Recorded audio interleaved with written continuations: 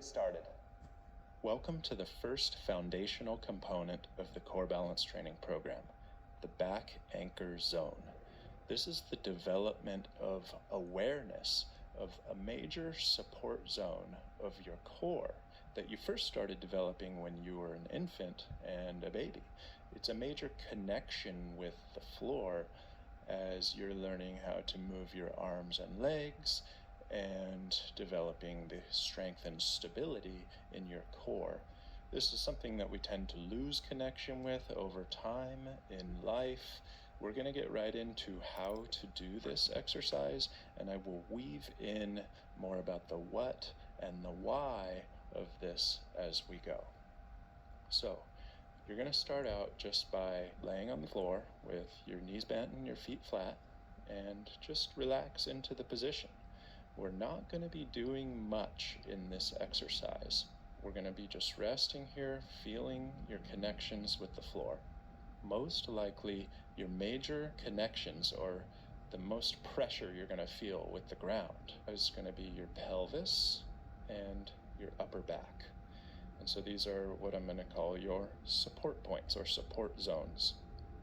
And we're going to shift these support zones from the pelvis and the upper back to right in the middle, which is your back anchor zone. It's actually the bottom of your rib cage in the back.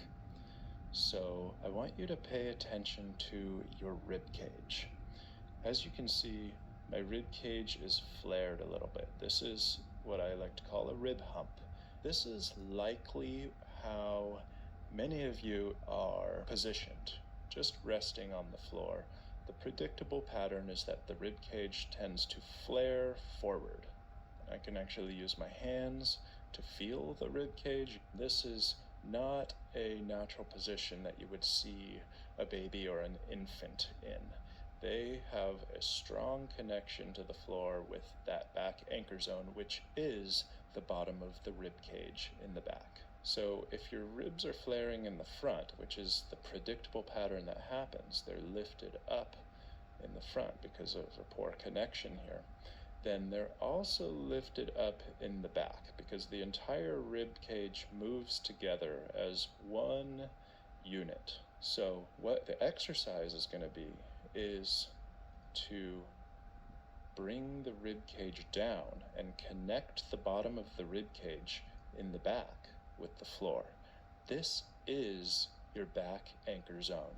So you're going to use your abdominal muscles and any muscles you can in your core to bring that rib cage down and connect it with the floor so that the bottom of your rib cage in the back is touching the floor and pressing into the floor. So it becomes one of your support zones. And once you do this, your job is just to breathe and feel that connection. This is a connection that we want to build and develop. Sometimes when we bring the rib cage down, it causes our chin to jut out. So we just want to be aware of that. That's not the focus of this exercise, but I'm just showing the connection. The neck and the lower spine are directly connected, and so they move together. And so the goal would be to keep the head and neck in a lengthened position with the chin down and bring the rib cage down like I've just done. So if you need a pillow to start with all of this, that's totally fine. The focus is here in the back anchor zone. We just want to be aware of our head and neck position, and we'll work towards not needing a pillow. So rib cage down, connecting with the floor. If you're having trouble with that, you can think about trying to kind of peel your pelvis off the floor, or almost lift the pelvis up.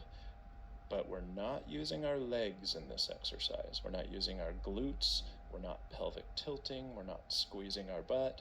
This is all abdominal activity. We're trying to train our core to make this connection and increase this connection. See if you can bring the rib cage down even more, and what will happen is you will decrease the connection of your pelvis and your upper back. So this becomes kind of like a fulcrum where we're pressing it into the floor and it just lightly unweights the pelvis. Less pressure on the upper back and the pelvis. Not that they're lifting up, there's just less force going into them. Breathe into that connection. You're never going to stop breathing.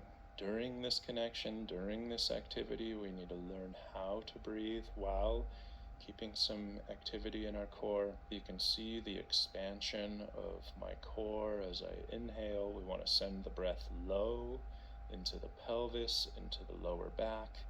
See if you can send your breath into the back anchor zone and increase the connection on the inhale.